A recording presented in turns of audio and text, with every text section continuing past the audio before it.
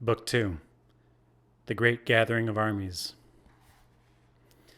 Now, the great array of gods and chariot-driving men slept all night long, but the peaceful grip of sleep could not hold Zeus, turning it over in his mind. How to exalt Achilles, how to slaughter hordes of Achaeans pinned against their ships. As the spirit churned, at last one plan seemed best. He would send a murderous dream to Agamemnon. Calling out to the vision, Zeus winged it on. Go, murderous dream, to the fast Achaean ships, and once you reach Agamemnon's shelter, rouse him. Order him, word for word, exactly as I command. Tell Atrides to arm his long-haired Achaeans, to attack at once, full force. Now he can take the broad streets of Troy. The immortal gods who hold Olympus clash no more. Hera's appeals have brought them round, and all agree. Griefs are about to crush the men of Troy.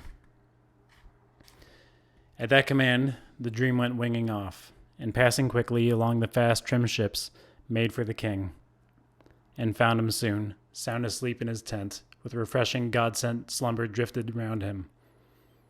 Hovering at his head, the vision rose like Nestor, Neleus' son, the chief Agamemnon honored most.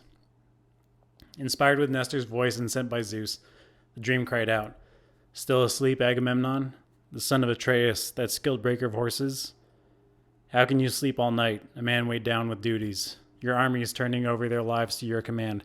Responsibilities so heavy. Listen to me quickly. I bring you a message sent by Zeus, a world away, but he has you in his heart. He pities you now. Zeus commands you to arm your long-haired Achaeans, to attack at once, full force. Now you can take the broad streets of Troy. The immortal gods who hold Olympus clash no more. Hera's appeals have brought them round, and all agree. Griefs from Zeus are about to crush the men of Troy. But keep this message firmly in your mind. Remember, let no loss of memory overcome you when the sweet grip of slumber sets you free." With that, the dream departed, leaving him there, his heart racing with hopes that would not come to pass. He thought he would take the city of Priam then, that very day, the fool. How could he know what work the father had in mind? The father, still bent on plaguing the Argives and Trojans both with wounds and groans in the bloody press of battle. But rousing himself from sleep, the divine voice swirling round him, Atrides sat up, bolt awake, pulled on a soft tunic, linen never worn, and over it threw his flaring battle cape. Under his smooth feet he fastened supple sandals, across his shoulders slung his silver-studded sword. Then he seized the royal scepter of his fathers. Its power can never die. And grasping it tightly, off he strode to the ships of Argives armed in bronze. Now the goddess Dawn climbed up to Olympus heights, declaring the light of day to Zeus and the deathless gods, as the king commanded heralds to cry out loud and clear and muster the long-haired Achaeans to full assembly. Their cries rang out. Battalions gathered quickly. But first he called his ranking chiefs to council beside the ship of Nestor, the warlord born in Pylos. Summoning them together there, Atrides set forth his cunning, foolproof plan. Hear me, friends. A dream sent by the gods has come to me in sleep. Down through the bracing god-sent night it came, like good Nestor in features, height and build, the old king himself, and hovering at my head, the dream called me on. Still asleep, Agamemnon, the son of Atreus, that skilled breaker of horses? How can you sleep at night, man weighed down with duties? Your armies turning over their lives to your command. Responsibilities so heavy. Listen to me quickly. I bring you a message sent by Zeus, a world away, but he has you in his heart. He pities you now. Zeus commands you to arm your long-haired Achaeans, to attack at once, full force. Now you can take the broad streets of Troy. The mortal gods who hold Olympus clash no more. Hera's appeals have brought them round, and all agree. Griefs from Zeus are about to crush the men of Troy. But keep this message firmly in your mind. With that, the dream went winging off, and soothing sleep released me. Come, see if we can arm the Achaeans for assault. But first, according to time-honored custom, I will test the men with a challenge, tell them all to crowd the oarlocks, cut and run in their ships. But you take up your battle stations at every point, command them, hold them back. So much for his plan. Agamemnon took his seat, and Nestor rose among them. Noble Nestor, the king of Pylos' sandy harbor, spoke and urged them on with all goodwill. Friends, lords of the Argives, O my captains, If any other Achaean had told us of this dream, we'd call it false and turn our backs upon it. But look, the man who saw it has every claim to be the best, the bravest Achaean we can field. Come, see if we can arm the Achaeans for assault. And out he marched, leading the way from council. The rest sprang to their feet. The sceptered kings obeyed the great field marshal. Rank and file streamed behind and rushed like swarms of bees, pouring out of a rocky hollow, burst on endless burst. Bunched in clusters seething over the first spring blooms, dark hordes swirling into the air, this way, that way. So the many armed platoons from the ships and tents came marching on, close file, along the deep, wide beach, to crowd the meeting grounds. And rumor, Zeus's crier, like wildfire blazing among them, whipped them on. The troops assembled. The meeting grounds shook. The earth groaned and rumbled under the huge weight as soldiers took positions. The whole place in uproar. 9, heralds shouted out, trying to keep some order. Quiet, battalion, silence. Hear your royal kings. The men were forced to their seats, marshaled into ranks. The shouting died away, silence. King Agamemnon rose to his feet, raising high in hand the scepter Hephaestus made with all his strength and skill. Hephaestus gave it to Cronus' son, Father Zeus, and Zeus gave it to Hermes, the giant-killing guide, and Hermes gave it to Pelops, that fine charioteer. Pelops gave it to Atreus, marshal of fighting men, who died and passed it on to Thyestes, rich in flocks, and he in turn bestowed it on Agamemnon, to bear on high as he ruled his many islands and lorded mainland Argus. Now, leaning his weight upon that kingly scepter, Atreides declared his will to all Achaea's armies. Friends, fighting Danans, aids in arms of Ares, Cronus' son has trapped me in madness, blinding ruin. Zeus is a harsh, cruel god. He vowed to me long ago. He bowed his head that I should never embark for home, till I brought the walls of Ilium crashing down. But now I see. He only plotted brutal treachery. Now he commands me back to Argus in disgrace. Whole regiments of my men destroyed in battle. So it must please his overweening heart, who knows? Father Zeus has lopped the crowns of 1,000 cities, true, and Zeus will lop still more. His power is too great. What humiliation. Even for generations still to come, to learn that Achaean armies so strong, so vast, fought a futile war. We are still fighting it, no end in sight, and battling forces we outnumber by far. Say that Trojans and Argives both agreed to swear a truce, to seal their oaths in blood, and opposing sides were tallied out in full. Count one by one the Trojans who live in Troy, but count our Achaeans out by 10-man squads, and each squad pick a Trojan to pour its wine. Many Achaean tens would lack their steward then. That's how far we outnumber them, I'd say, Achaeans to Trojans, the men who hail from Troy at least. But they have allies called from countless cities, fighters brandishing spears who block my way, who throw me far off course, thwarting my will to plunder Ilium's rugged walls. And now 9 years of almighty Zeus have marched by, our ship timbers rot and the cables snap and fray. And across the seas, our wives and helpless children wait in the halls, wait for our return, and we? Our work drags on, unfinished as always, hopeless. The labor of war that brought us here to Troy. So come, follow my orders. I'll obey me now. Cut and run. Sail home to the fatherland we love. We'll never take the broad streets of Troy. Testing his men, but he only made the spirit race inside their chests. All the rank and file who'd never heard his plan. And the whole assembly surged like big waves at sea, the Icarian Sea when east and south winds drive it on, blasting down in force from the clouds of Father Zeus. Or when the west wind shakes the deep standing grain with hurricane gusts that flatten down the stalks. So the mass assembly of troops was shaken now. They cried in alarm and charged towards the ships, and the dust went whirling up from under rushing feet as the men jostled back and forth, shouting orders. Grapple the ships, drag them down to the bright sea, clean out the launching channels. Shrill shouts hitting the heavens, fighters racing for home, knocking the blocks out underneath the hulls. And now they might have won their journey home, the men of Argus fighting the will of fate, yes, if Hera had not alerted Athena. Inconceivable. Child of Zeus whose battle shield is thunder, tireless one Athena. What? is this the way? All the Argives flying home to their fatherland, sailing over the sea's broad back, leaving Priam and all the men of Troy a trophy to glory over? Helen of Argos, Helen, for whom so many Argives lost their lives in Troy, far from native land. Go, range the ranks of Achaeans armed in bronze. With your winning words, hold back each man you find. Don't let them haul their rolling ships to sea. The bright-eyed goddess Pallas lost no time. Down she flashed from the peaks of Mount Olympus, quickly reached the ships and found Odysseus first, a mastermind like Zeus, still standing fast. He had not laid a hand on his black-benched hull. Such anguish racked his heart and fighting spirit.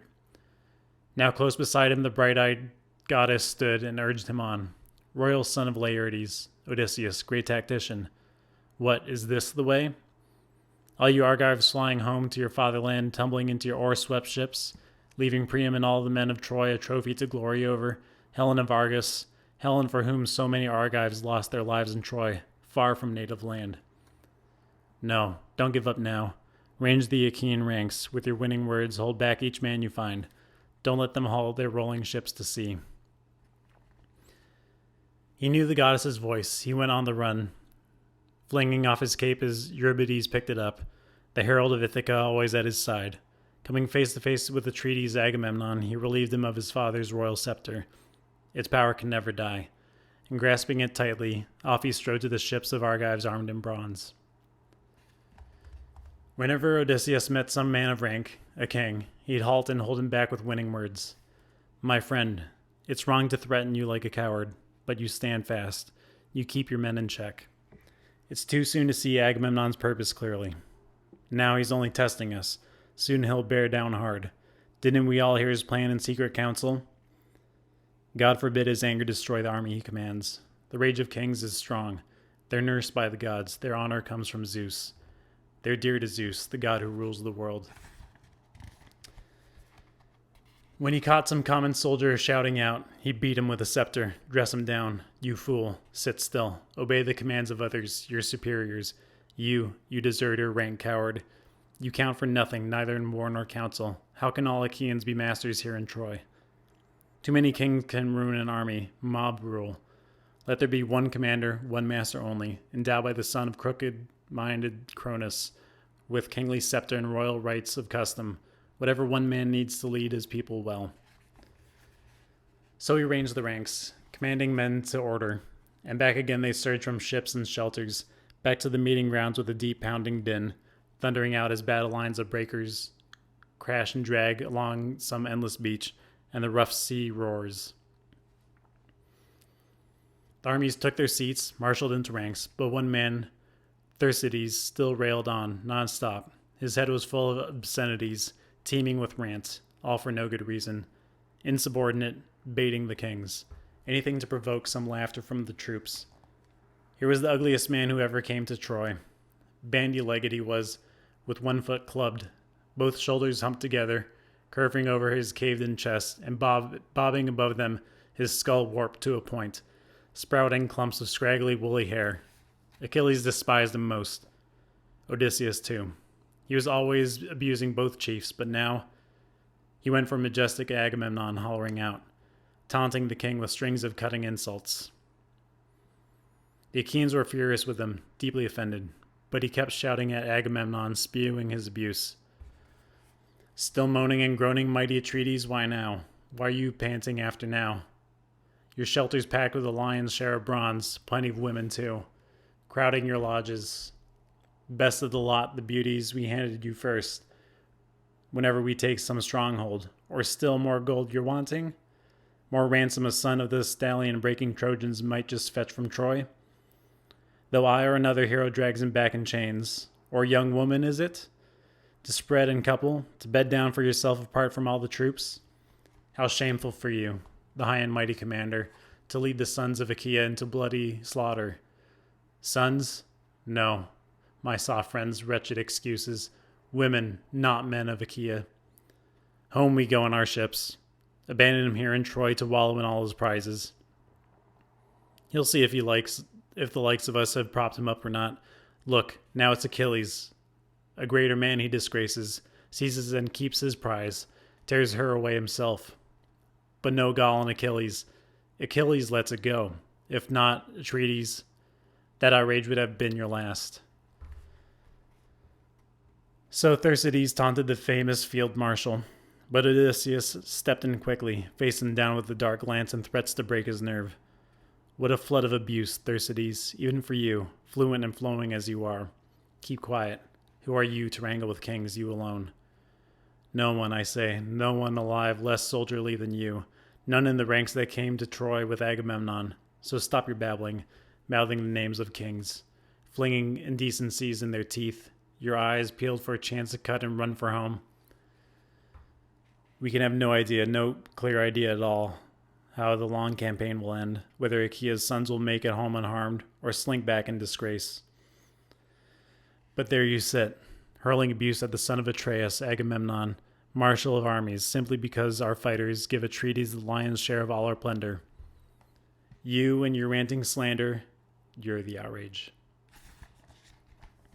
I tell you this, so help me, it's the truth. If I catch you again, blithering on this way, let Odysseus' head be wrenched off his shoulders.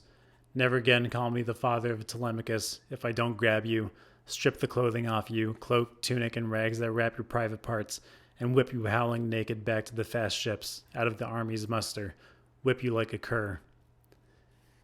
And he cracked the scepter across the back and shoulders. The rascal doubled over, tears streaking his face, and a bloody welt bulged up between his blades, under the stroke of the golden scepter's studs.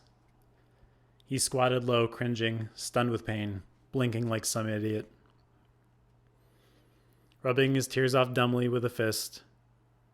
Their morale was low, but the men laughed now, good hearty laughter breaking over Thersites' head.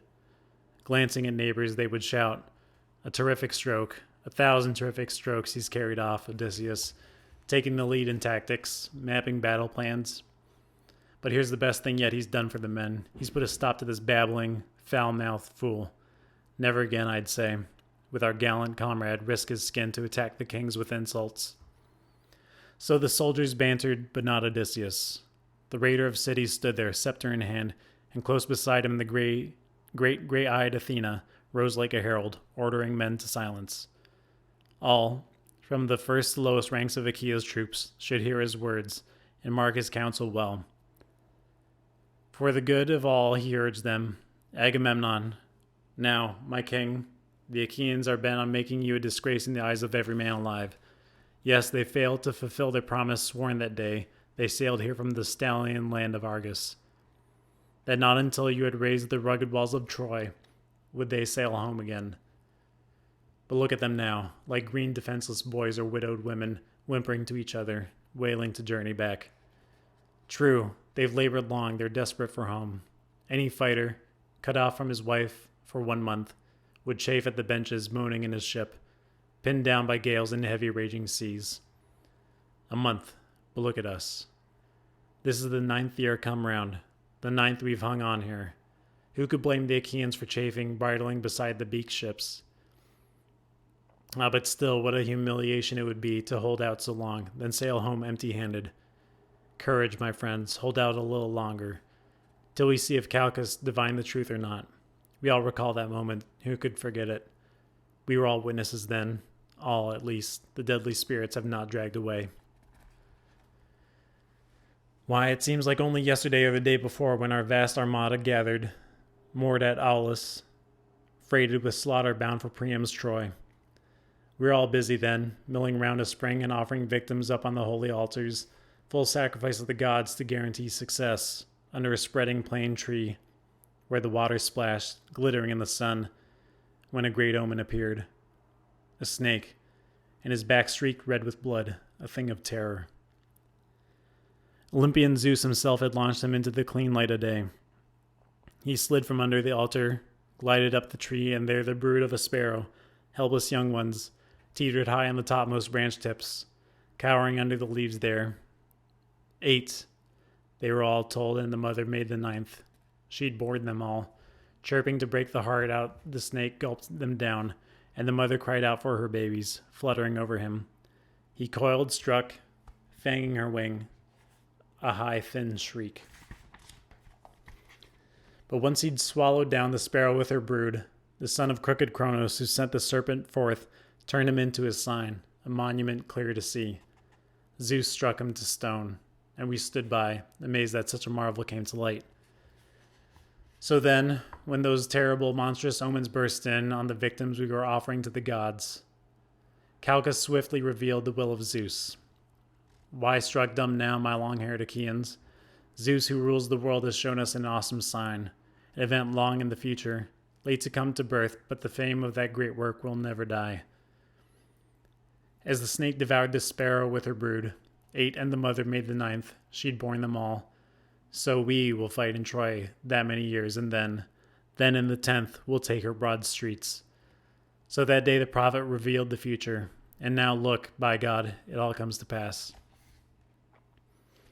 Up with you, all you Argives geared for combat, stand your ground, right here, until we take the mighty walls of Priam.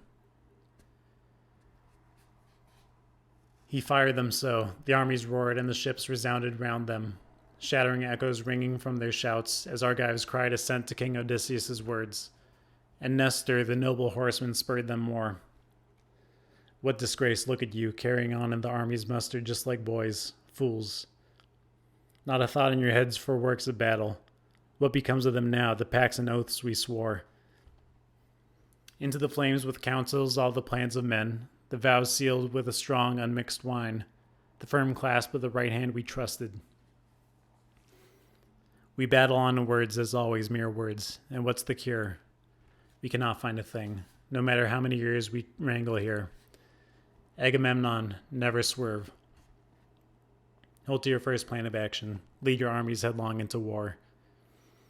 The rest of them, let them rot. The one or two who hatch their plans apart from all the troops, what good can they win from that? Nothing at all. Why, they'd scuttle home before they can even learn if the vows of Zeus with his dark, cloudy shield are false or not. Zeus, the son of almighty Cronos, I remind you, bowed his head that day we boarded ship. All the Argives laden with blood and death for Troy. His lightning bolts on the right, good omens blazing forth. So now let no man hurry to sail for home, not yet, not till he beds down with a faithful Trojan wife. Payment in full for the groans and shocks of war we have all borne for Helen. But any soldier wild with desire to reach his home at once, just let him lay a hand on his black bench ship, and right in front of the rest he'll reach his death. But you, my king, be on your guard yourself. Come, listen well to another man. Here's some advice, not to be tossed aside, and I will tell it clearly. Range your men by tribes, even by clans, Agamemnon. So clan fights by the side of clan, tribe by tribe. Fight this way. If the Argives still obey you, then you can see which captain is a coward, which contingent too, and which is loyal and brave, since they will fight in separate formations of their own. Then, what's more, if you fail to sack the city, you will know if the will of God is to blame, or the cowardice of your men, inept in battle. And King Agamemnon took his lead, saluting. Again, old man, you outfight the Argives in debate. Father Zeus, Athena, Apollo, if only I had 10 men like Nestor to plan with me among Achaea's armies. Then we could topple Priam's citadel in a day, throttle it in our hands, and gut Troy to nothing. But Cronus' son Zeus, with his shield of storm, insists on embroiling me in painful struggles, futile wars of words. Imagine, I and Achilles wrangling over a girl, battling man to man. And I was the first to let my anger flare. And if the two of us could ever think as one, Troy could delay her day of death no longer, not one moment. Go now, take your meal, the sooner to bring on war. Quickly, let each fighter sharpen his spear well, balance his shield well, feed his horses well with plenty of grain to build their racing speed. Each man look well to his chariot's running order. Nerve himself for combat now, so all day long we can last out the grueling duels of Ares. No breathing space, no let up, not a moment, not till the night comes on to part the fighter's fury. Now sweat will soak the shield strap round your chest, your fist gripping the spear will ache with tensing. Now the lather will drench your war team's flanks, hauling your sturdy chariot. But any man I catch trying to skulk behind his long-beaked ships, hanging back from battle, he is finished. No way for him to escape the dogs and birds. So he commanded, and the armies gave a deep resounding roar, like waves crashing against the cliff when the south wind whips it. Bearing down, some craggy headland jutting out to sea.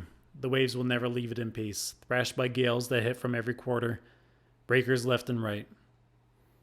The troops sprang up, scattered back to the ships, lit fires beside their tents, and took their meal. Each sacrificed to one or another deathless god, each man praying to flee death and the grind of war. But the lord of men, Agamemnon, sacrificed a fat, rich ox, 5 years old, to the son of mighty Cronus, Zeus, and called the chiefs of all Argive forces. Nestor, first and foremost, then King Idomeneus, the great and little Ajax, Tydeus' son, Diomedes, and Odysseus sixth, a mastermind like Zeus. The lord of war cry Menelaus came uncalled. He knew at heart what weighed his brother down. They stood in a ring around the ox, took up barley, and then, rising among them, King Agamemnon raised his voice in prayer.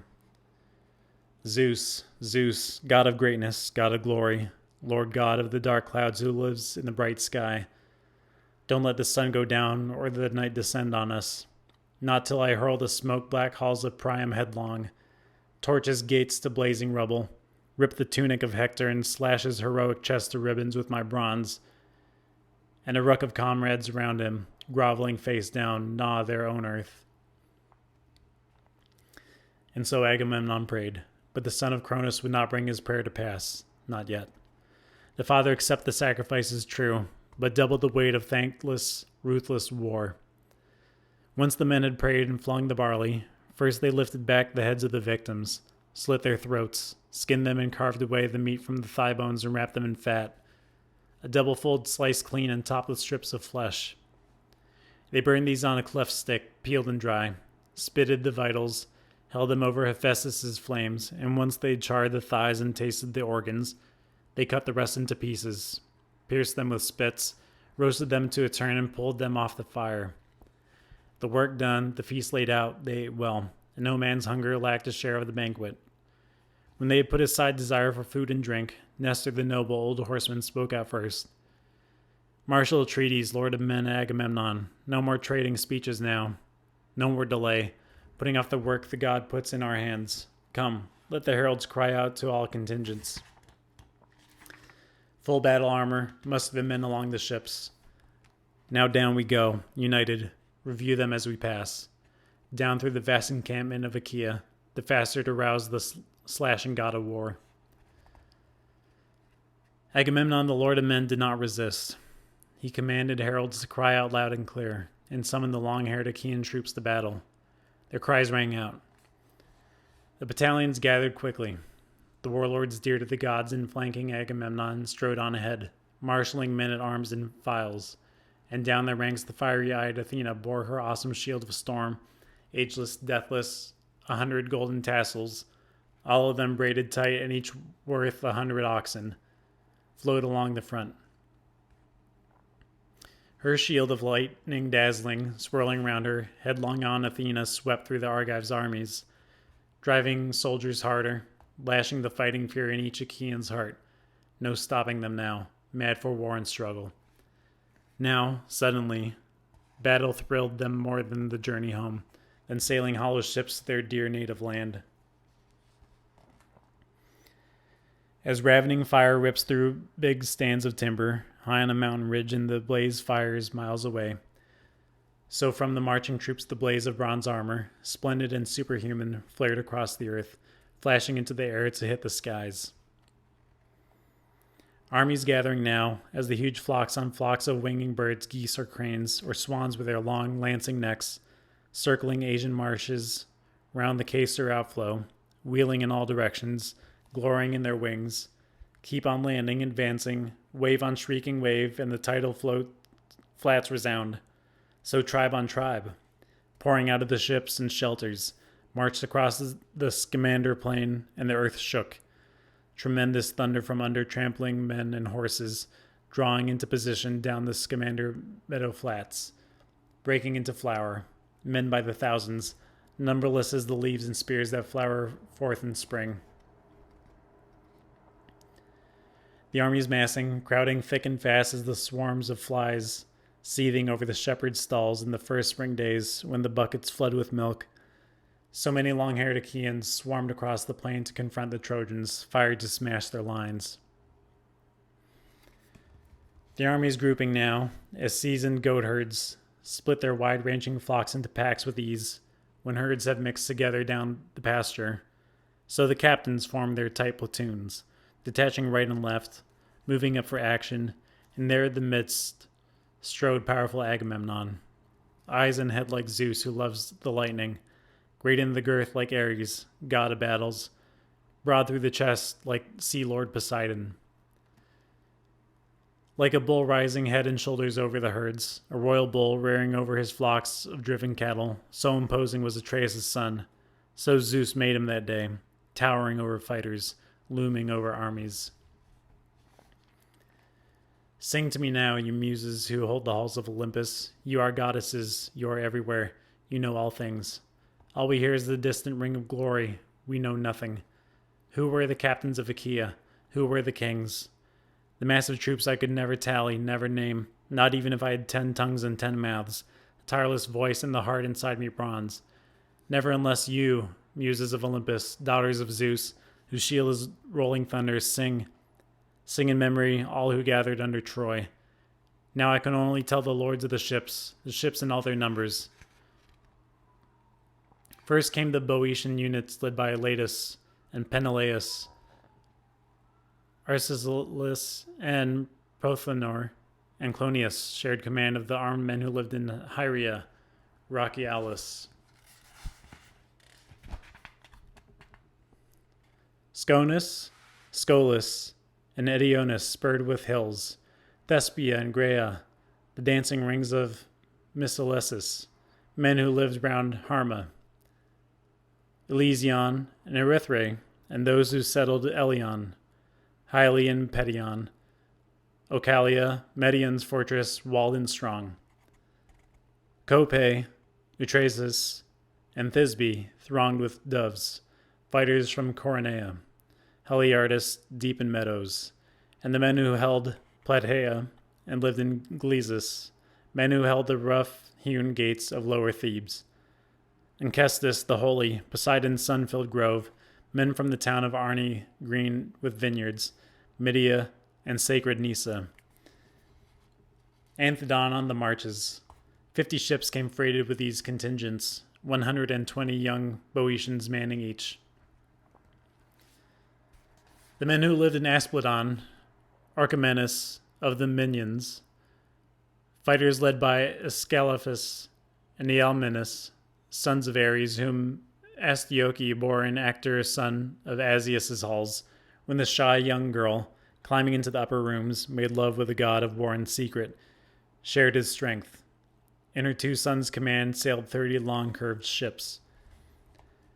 Then Schedius and Epistrophus led the men of Phocis, 2 sons of Iphitus, that great heart, Naubolus' son, the men who held Cyparissus and Pythos' high crags, the hallowed earth of Crisa, Daulis, and Panopeus, men who dwelled round Anamoria, round Hyampolis, men who lived along the Cephis's glinting waters, men who held Lilia, close to the river's well springs.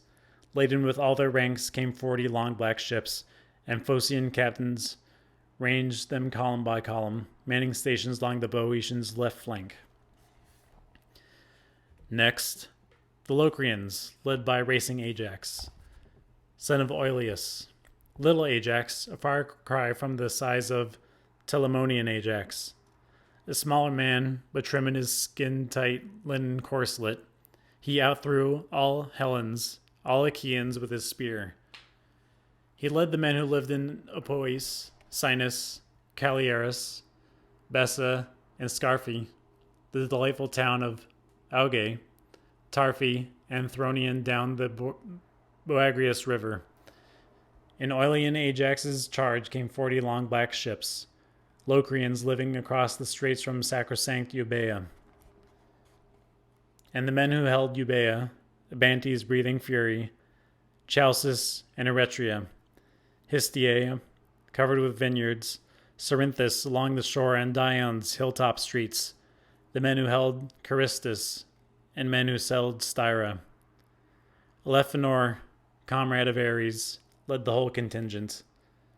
Chalcodon's son, lord of the fierce Abantes.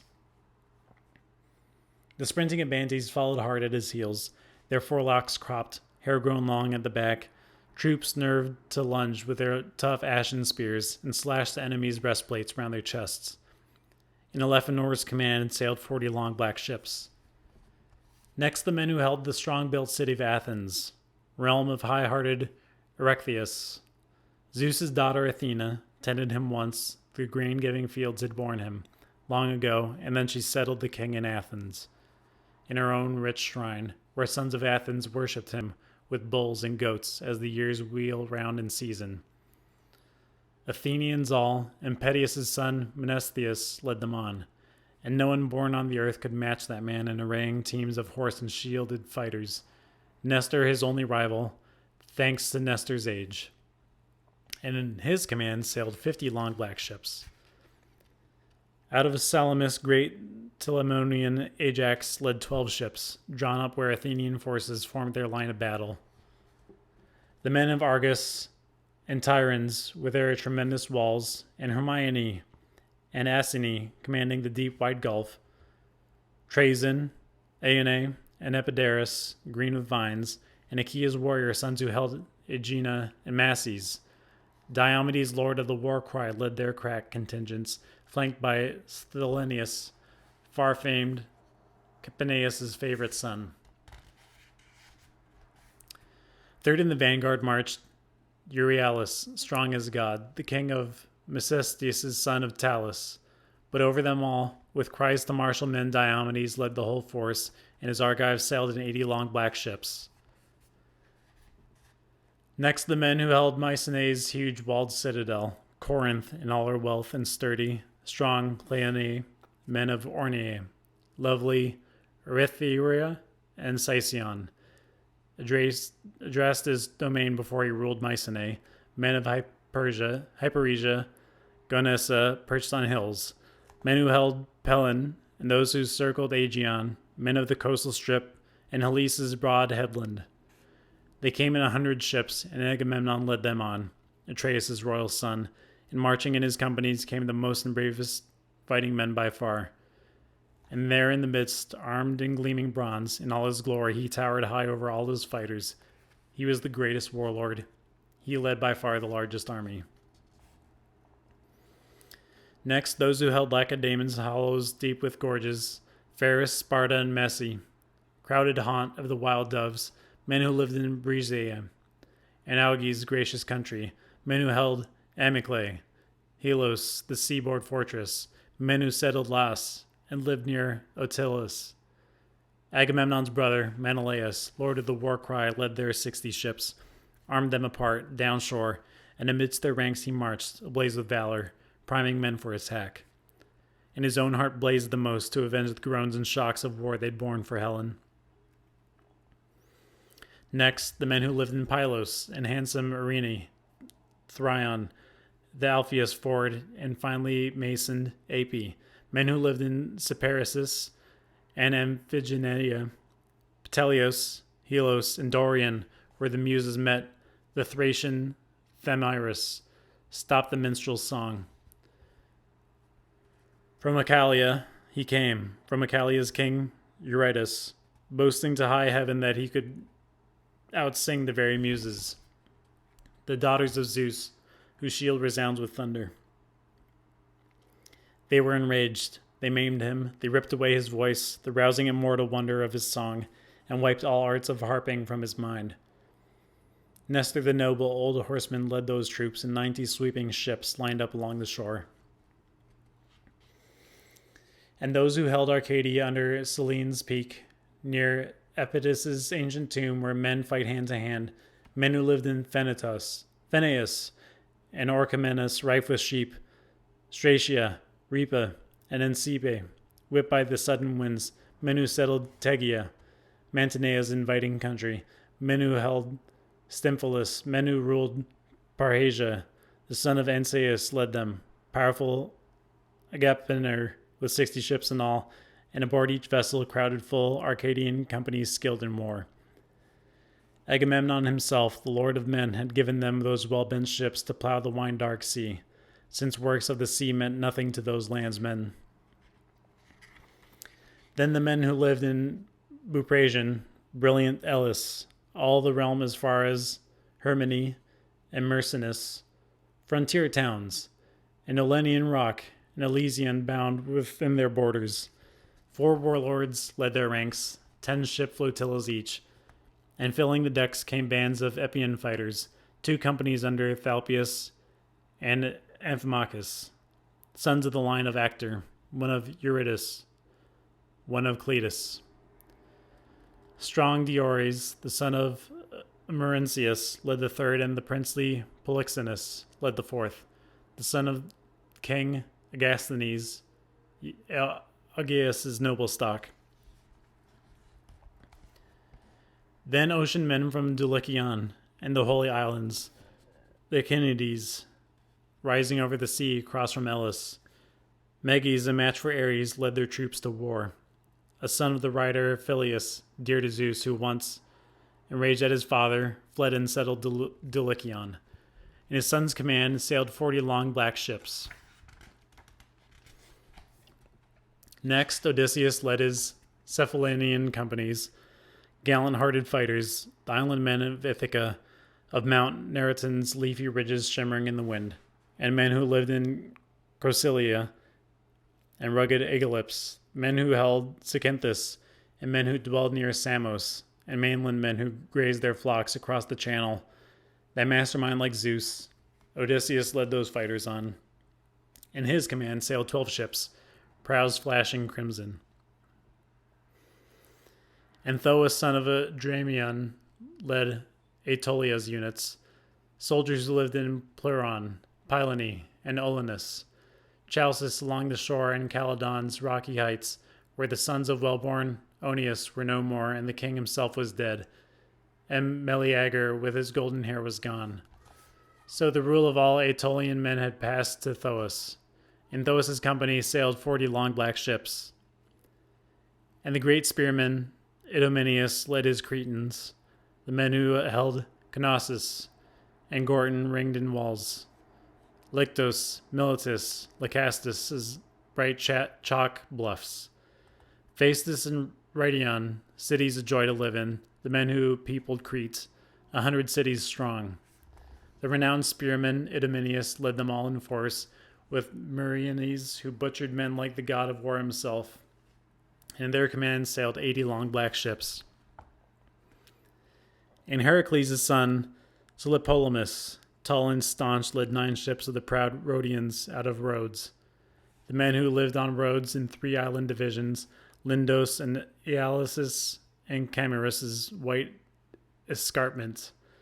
Armies led by the famous spearman Tlepolemus, whom Astyochia bore to Heracles, filled with power.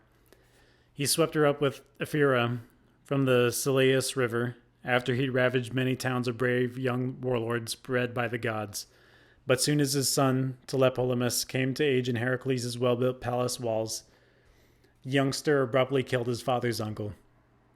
The good soldier Lycomenius, already up in years and quickly fitting ships, gathering partisans, he fled across the sea with threats of the sons, and the sons of Heracles breaking at his back. But he reached Rhodes at last, a wanderer rocked by storms. There they settled in 3 divisions, all by tribes, loved by Zeus himself, the king of gods and mortals, showering wondrous gold on all their heads. Atreus led his 3 trim ships from Cyme, Nereus, the son of Aglaea, and King Carapace, Nereus, the handsomest man who ever came to Troy. Of all the Achaeans, after Peleus' fearless son, but he was a lightweight, trailed by a tiny band. And men who held Nisyrus, Cassis, and Crapathus, Cos, Eurypylus' town, and the islands called Calydnae. Combat troops in Antiphus and Phidippus led them on, the 2 sons of the warlord Thessalus, Heracles' son. In their command sailed 30 long curved ships. And now, Muse, sing all those fighting men who lived in Pelasgian Argus, the big contingents out of Alice and Alope and Trachis, men of Phthia and Hellas, where the women are a wonder. All the fighters called Achaeans, Helens, and Myrmidons, ranked in 50 ships, and Achilles was their leader. But they had no lust for the grind of battle now. Where was the man who marched their lines to war? The brilliant runner Achilles lay among his ships, raging over Briseis, the girl with lustrous hair. The prize he seized from Lyrnessus, after he had fought to exhaustion at Lyrnessus, storming the heights and breached the walls of Thebes, and toppled the vaunting spearmen Epistrophus and Mines, sons of King Eunaeus, Celepius' son, all for Briseis. His heart was breaking now. Achilles lay there now, but he would soon rise up in all his power. Then men of Phylace, Pyrasus banked in flowers, Demeter's closed in holy grove, and Iton, mother of flocks, Antron along the shore, and Pteleus deep in meadows. The veteran Protesilaus had led those troops while he still lived, but now for many years the arms of the black earth had held him fast, and his wife was left behind, alone in Phylace, both cheeks torn in grief, their house half built. Just as he vaulted off his ship, a Dardan killed him. First by far of the Argives slaughtered on the beaches. But not even then were his men without a captain, yearn as they did for their lost leader. No. Podarces, a fresh campaigner, ranged their units, a son of Iphiclus, son of Phylacus, rich in flocks. Podarces, gallant Protesilaus' blood brother, younger born, and the older man proved braver too, an iron man of war, yet not for a moment did his army lack a leader, yearn as they did for the braver dead. Under Podarces sailed their 40 long black ships. And the men who lived in Phyrae, fronting Lake Boebeus, and Boebe, and Glephyre, and Iolcos' sturdy ramparts, their 11 ships were led by Admetus' favorite son, Eumelius, born to Admetus by Alcestis, queen of women, the most radiant daughter Peleus ever fathered. Then men who lived in Methone and Thaumacia, men who held Melibea and rugged-ridged Olizon. Philoctetes, the master archer, had led them on in 7 ships with 50 oarsmen aboard each, superbly skilled with a bow in lethal combat, but their captain lay on an island racked with pain. On Lemnos' holy shores where the armies had marooned him, agonized by his wound, the bite of a deadly water viper. There he writhed in pain, but soon, encamped by the ships, their Argives would recall Philoctetes, their great king. But not even then were his men without a captain, yearn as they did for their lost leader. No. Medon formed them up, Oileus' bastard son, whom Rhene bore to Oileus, grim raider of cities. And men who settled Tricca, rocky Ithome, terraced high, and men who settled Oechalia, Eurytus' city. The 2 sons of Asclepius led their units now, both skilled healers. Podalirius and Machaon. In their command sailed 40 curved black ships. And men who held Ormenion in the Hyperion spring, men who held Asterion, Titanus' chalk white cliffs. Eurypylus marched them on, Aemon's shining sun. In his command sailed 40 long black ships. And the men who settled Argus and Gyrtane, Orthe, Elene, the beaming citadel, Aluson. Polypoetes, braced for battle, led them on, the son of Perithous, son of deathless Zeus. Famous Hippodamia bore the warrior to Perithous. That day he wreaked revenge on the shaggy centaurs, routed them out of Pelion, drove them to the Aethices. Polypoetes was not alone. Leontius shared the helm. Companion of Ares, Canius' grandson, proud Coronus' son, and in his command sailed 40 long black ships. And Gunius out of Cyphus led on 2, 120 ships, and in his platoons came Aeneas and battle-tied Parabians, who pitched homes in the teeth of Dodna's bitter winters, who held the tilled acres along the lovely Titarussus that runs her pure crystal currents into Peneus. Never mixed with Peneus's eddies glistening silt, but gliding over the surface smooth as olive oil, branching, breaking away from the river Styx, the dark and terrible oath stream of the gods. And Prothous, son of Tenthredon, led the Magnesians, men who lived around the Peneus, up along Mount Pelion. Sloped in wind-whipped leaves, racing Prothous led them on, and in his command sailed 40 long black ships. These are the captains of Achaea and the kings. Now tell me, Muse, who are the bravest of them all, of the men and chariot teams that came with Atreus' sons. The best by far of the teams were Eumelus' mares, and Phares' grandson drove them, swift as birds, matched in age in their glossy coats and matched to a builder's level flat across their backs. Phoebus Apollo, lord of the silver bow, had bred them both in Perea, a brace of mares that raced the war gods' panic through the lines. But best by far of the men was Telamonian and Ajax, while Achilles raged apart. The famed Achilles towered over them all. He and the battle team that bore the peerless son of Peleus into war. But off in his beaked sea-going ships he lay, raging away at Atrides Agamemnon, king of armies, while the men sported along the surf, marking time, hurling the discus, throwing spears and testing bows. And the horses, each beside its chariot, champing clover and parsley from the marshes, waited, pawing idly. Their masters' chariots stood under blankets now, stored away in the tents, while the rank and file, yearning for their leader, the great man of war, drifting here and there throughout the encampment, hung back from the fighting. But on the armies came as if the whole earth were devoured by wildfire, yes, and the ground thundered under them, deep as it does for Zeus who loves the lightning, Zeus in all his rage when he lashes the ground around Typhoeus in Arema. There where they say the monster makes his bed of pain, so the earth thundered under their feet, armies trampling, sweeping through the plain at blazing speed. Now the Trojans, Iris, the wind-quick messenger, hurried down to Ilium, bearing her painful message sent by storming Zeus. The Trojans, assembled hard by Priam's gates, gathered together there, young men and old, and rushing closer, racing Iris addressed them, keying her voice to that of Priam's son Pylades. He had kept a watch for the Trojans, posted atop old Isiades' tomb and poised to sprint for home at the first sign of Argives charging from the ships. Like him to the life, the racing Iris urged, "Old Priam, words, endless words, that is your passion always, as once in the days of peace. But ceaseless war is upon us.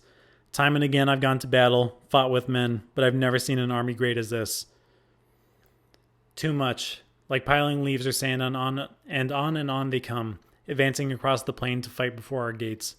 Hector, I urge you first of all, do as I tell you." Armies of allies crowd the mighty city of Priam. True, but they speak 1,000 different tongues. Fighters gathered here from all ends of the realm. Let each chief give commands to the tribe he leads. Move them out, marshal his own contingents, now. Hector missed nothing. That was the goddess's call. He broke up the assembly at once. They rushed to arms, and all the gates flung wide, and the Trojan mass surged out. Horses, chariots, men on foot, a tremendous roar went up. Now a sharp ridge rises out in front of Troy, all on its own and far across the plain, with running room around it, all sides clear. Men call it Thicket Ridge. The mortals call it the leaping Amazon Myrine's mounded tomb. And there the Trojans and allies ranged their troops for battle. First, tall Hector, with helmet flashing, led the Trojans, Priam's son in his command, by far the greatest, bravest army. Divisions harnessed in armor, veterans bristling spears. And the noble son of Anchises led the Dardanians. Aeneas, whom the radiant Aphrodite bore Anchises down the folds of Ida, a goddess bedded with a man. Not Aeneas alone, but flanked by Antenor's two sons, Acamas and Archelochus, trained for every foray, and men who lived in Zelia under the foot of Ida, a wealthy clan that drank the Asepus' dark waters, Trojans all, and the shining son of Lycaon led them on, Pandarus, with the bow that came from Apollo's own hands. And the men who held the land of Apiosus and Adrestia, men who held Pityaea, Tyria's steep peaks, the units led by Adrestus, joined by Amphius, trim in linen corselet, the two good sons of Merops out of Percady Harbour. Merops, adept beyond all men in the mantic arts, he refused to let his two boys march to war, this man-killing war, but the young ones fought him all the way. The forces of Black Death drove them on. And the men who lived around Percady and Practius, men who settled Cestus, Abydos, and gleaming Arisbe. Asius, son of Hyrtacus, led them on, captain of armies. Hyrtacus' offspring Asius, hulking, fiery stallions, bore him in from Arisbe, from the Celius river. Hippothus led the Pelasgian tribes of spearmen, fighters who worked Larissa's dark, rich plowland. Hippothus and Peleus, tested soldier, led them on, both sons of Pelasgian Lethus, Teudemus' scion. Acamas and the old hero Pyrrhus led the Thracians, all the Hellespont bounds within her riptide straits. Euphemus led the Cicones, fighters armed with spears, son of Trozinus, Seius' son, a warlord bred by the gods. Parachames led the Paeonians, reflex bows in hand, hailing from Amadon, far west in the broad river Axius, clear stream that flows across the earth. That burly heart, Palaemenes, led his Paphlagonians out of Enetian country, land where the wild mules breed. The men who held Cytorus and lived in range of Sesamus, building their storied halls along the Parthenius river at Cromna, Aegialus, and the highland fortress Erythini. Odius and Epistrophus led the Halazonians out of Olybe, miles east where the mother lode of silver came to birth. Chromis led the Mysian men with Enemus, seer of birds, but none of his winged signs could beat off Black Death. Down he went, crushed by racing Achilles' hands, destroyed in the river where he slaughtered other Trojans too. Ascanius, strong as a god, and Phorcys led the Phrygians, and from Ascania due east, primed for the clash of combat. Mesthles and Antiphus led Maeonia's proud contingent. Telemenes, two sons sprung from the nymph of Gygae Lake, led on Maeonian units born and bred under Mount Tmolus. Nastes led the Carians, wild with barbarous tongues, men who held Miletus, Phythares' ridges thick with timber. Meanders, currents, and Mount Michaelis' craggy peaks. Amphimachus and Nastes led their formations on. Nastes and Amphimachus, Namian's flamboyant sons. Nastes strolled to battle decked in gold like a girl, the fool. None of his trappings kept off grisly death. Down he went, crushed by racing Achilles' hands, destroyed at the ford where battle-hard Achilles stripped his gold away. And last, Sarpedon and valiant Glaucus marched with the Lycians on from Lycia far south, from the Xanthus' swirling rapids.